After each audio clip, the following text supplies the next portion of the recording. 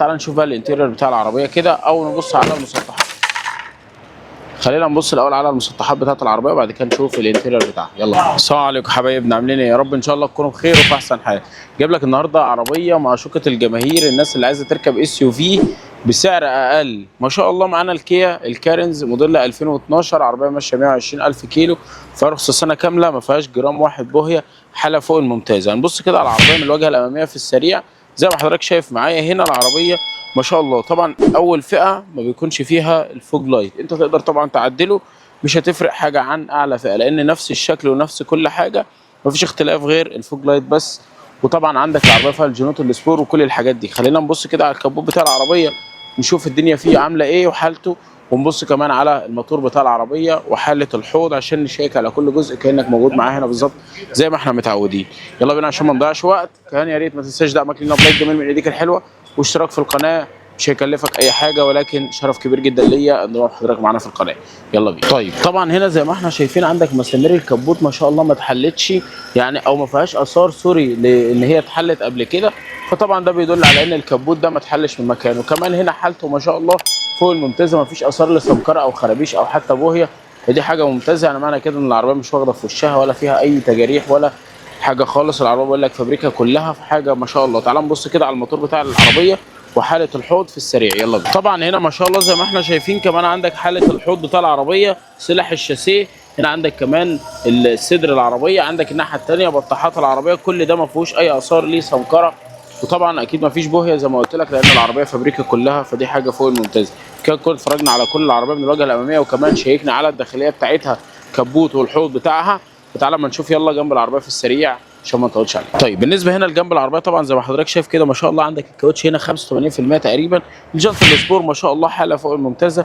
بالنسبه للحاله العامه بقى في جنب العربيه دي هسيبها لك انت اللي تحكم عليها. عندنا الاوكر النيكل، الزجاج الخلفي بيكون فاميه، عندنا طبعا الراكات اللي موجوده على السقف. بالنسبه للحاله هنا طبعا ما فيهاس بوهيات خالص، ما فيهاش جرام واحد بوهيه، حاله فوق الممتازه، فدي حاجه ممتازه جدا. العربيه ما فيهاش تفاصيل تانية من الجنب، لكن الحاله بقى انا هسيبها لك انت اللي تحكم عليها. اس يو في الغلابه دي بيسموها اس يو في الغلابه، عربيه 2012 ماشيه 120,000 كيلو، فيها رخصه سنه. سعرها هقول لك عليه من ورا صاحب المعرض. ماشي يا عم، العربيه دي مطلوب فيها 760,000 جنيه، وصاحب المعرض عمل عليها اوفر حلو قوي للناس اللي جايه من خلال القناه عندنا هنا. ما تنساش تتابعنا بقى وتعمل لنا لايك بايديك الجميله، ولو انت مش مشترك معانا في القناه اشترك معانا عشان شرف كبير جدا ليا ان حضرتك معانا في القناه. يلا تعالى نبص على ظهر العربيه كده في السريع عشان نبقى شيكنا على كل جزء فيها مع بعض. يلا طيب تعال نبص كده على ظهر العربيه مع بعض في السريع. ما شاء الله زي ما حضرتك شايف معايا كده هنا الشنطه طبعا ما فيهاش ولا ملحوظه، قلت لك العربيه كلها بره وجوه ما فيهاش جرام بوهي. عندك اللمبات اللي كلها اللي في الكشاف الخلفي بتكون هالوجين العاديه جدا. الاكسدام طبعا البارز اللي شكله ممتاز جدا، الديفيوزر، الحاجات دي كلها. العربيه فيها كاميرا وفيها شاشه هنبص عليها دلوقتي لما ندخل للانتيريور. بس خلينا اوريك حاله الشنطه.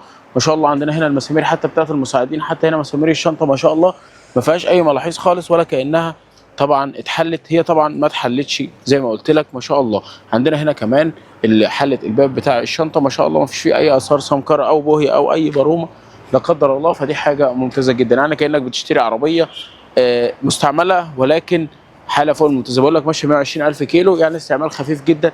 طبعا كلنا عارفين ان الشنطه هنا ما بيكونش فيها مكان خالص ان انت تبص على الارضيه، كلها دعامه من البلاستيك. فطبعا كده بصينا على حاله الشنطه وحاله كل جزء فيها. تعال نشوف بقى الانتيريور بتاع العربيه كده او نبص على المسطحات. خلينا نبص الاول على المسطحات بتاعه العربيه وبعد كده نشوف الانتيريور بتاعها. يلا طبعا هنا ما شاء الله عندك السقف بتاع العربيه، سوري بقى الزاويه مش عدله قوي عشان طبعا ايه يعني ايديا مرفوعه على قد ما اقدر. المهم عندك هنا الكبوت كمان الحاله بتاعته واحنا شفناها طبعا في بدايه الفيديو. خلينا نبص بقى على حاله الداخليه. اول حاجه هنبدا طبعا بالصالون الخلفي. عندك ده بالنسبه لحاله الباب ما شاء الله. عندنا كمان هنا الفرش من الجلد وحالته فوق الممتازه، 3 مساند للراس.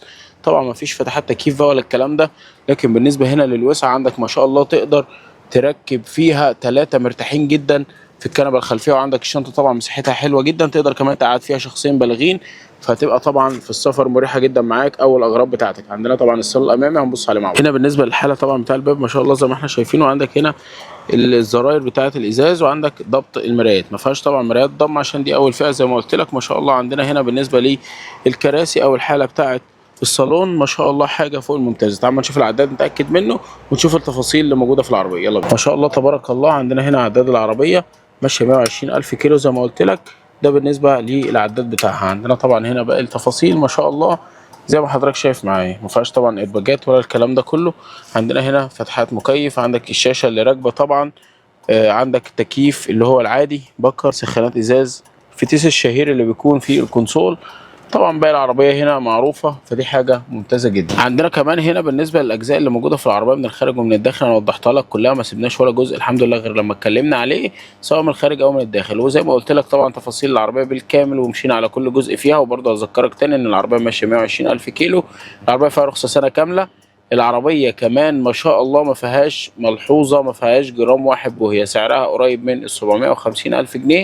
ان شاء الله برضه هنحاول نظبط لك السعر شويه، ولكن للناس عملاء القناة عندنا. عشان كده لازم تشترك معانا في القناة، عشان كل عربية تنزل طبعا بنجيب عليها اوفر حلو قوي للناس اللي مشتركة معانا.